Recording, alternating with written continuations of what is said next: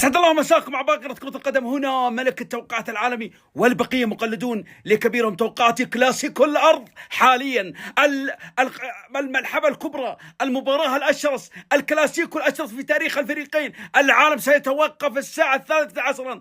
أوبو، حدث تاريخي سيسرق الأنظار من الكرة الأوروبية إلى قارة آسيا، إلى هونغ كونغ، لمشاهدة الكلاسيكو الأشرس في تاريخ الفريقين. ملحمة كبرى، تشابك وتصادم راح يكون عنيف أشبه بتسونامي. أوبا، من سيكسب المباراة؟ من سيكون فرحانا ومن يكون يمسح الدموع؟ هنا ملك التوقع سحرك بعد مشيت الله.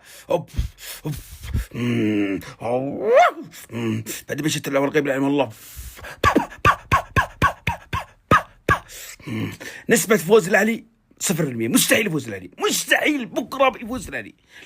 الأهلي جماعيا أفضل، بس النصر كفردين أفضل. عندهم كومان، جواو فيليكس. أوبا، كومان بكرة راح يكون نجم المباراة مع جواو فيليكس.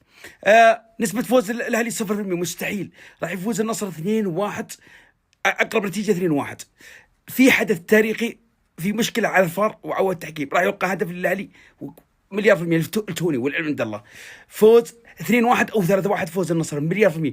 مستحيل يفوز الأهلي، مستحيل. لو يلعب حتى النصر بدون حارس، ليس تقريب الأهلي. لكن بكرة مباراة النصر، رونالدو يحتاج البطولة، يحتاج يحتفل البطولة. أتحدى لو فاز الأهلي، سموني إيش؟ القرد الأهبل.